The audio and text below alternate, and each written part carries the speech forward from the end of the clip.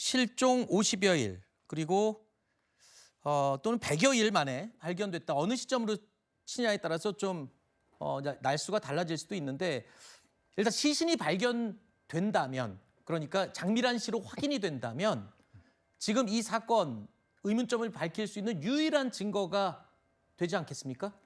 그렇습니다. 이제 어떻게 보면 지금 아예 그냥 그 사체를 찾지 못하는 것보다는 발견된 것이 그나마 다행이다 이렇게 네. 생각이 드는데요.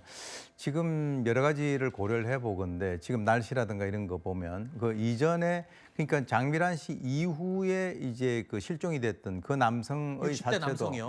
발견됐지 않습니까? 네.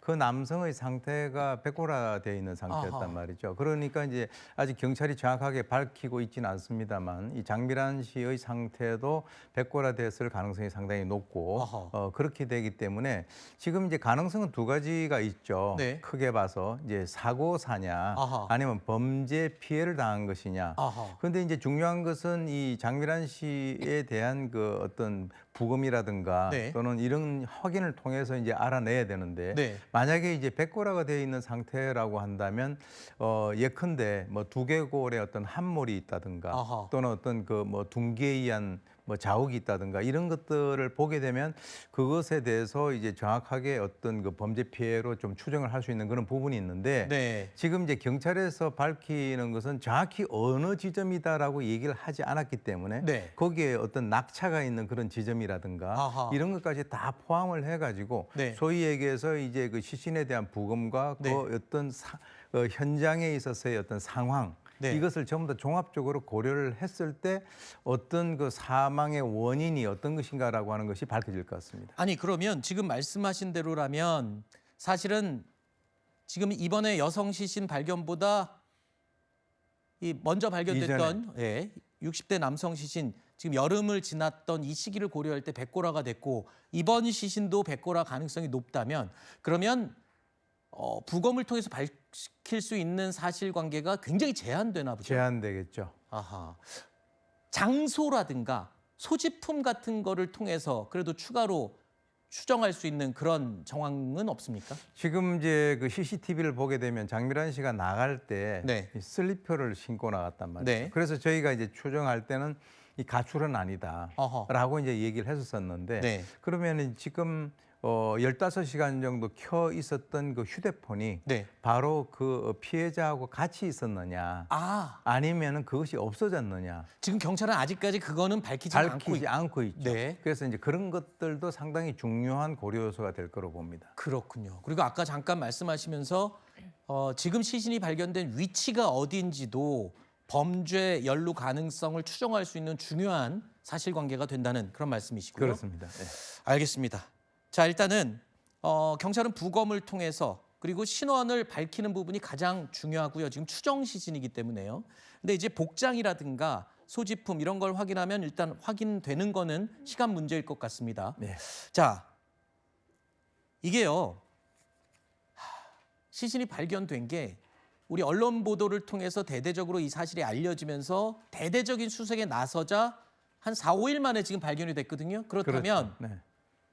석 달 전에 실종 신고가 갔을 때 대대적인 수색을 했다면 뭐 가정이긴 합니다만 며칠 안에 발견될 가능성이 높지 않습니까? 예, 지금 초기 단계에 네. 사실 이제 경찰관들이 한 140명이 이제 그쪽 한림 쪽에 투입이 돼 가지고 수색을 했었단 말이죠. 네. 근데 이제 이번에 그 문제를 일으켰던 그 A 경장 같은 경우 바로 이제 그 프로파일링 시스템에다가 변사라고 이렇게 뭐 이렇게 집어넣는 뭐 그런 상황이 벌어졌기 때문에 그러면은 이제 그것이 어떤 의미냐면 모든 수색이 전면적으로 중단된다는 것을 의미를 하는 거죠. 그 A 경장이 그렇게 시스템에 입력하는 바람에 그렇죠. 그 당시에 모든 수색이 중단됐고 네. 그래서 발견이 당시에는 안 된 거고 이제서야 이제서야 발견이 된 거죠. 그러니까 그때 조금 더 이렇게 수색을 더 지속을 했었다면 네. 이 장미란 씨의 그 시신이 발견되는 것은 굉장히 그 어떻게 보면은 쉬운 일일 것이고 네. 그렇다면은 이 분의 어떤 그 사인을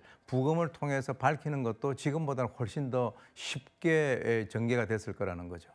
사실 지금 이 A 경장의 실종 사건 종료 의혹 이게 가장 큰 사건이었는데 이제는 좀 더 구체적으로 이 장미란 씨 또는 지금 오늘 발견된 여성의 시신이 왜 어떤 경과를 통해서 저렇게 발견이 됐는지 완전히 별도의 사건이 하나 새롭게 지금 펼쳐지는 거 아니겠습니까?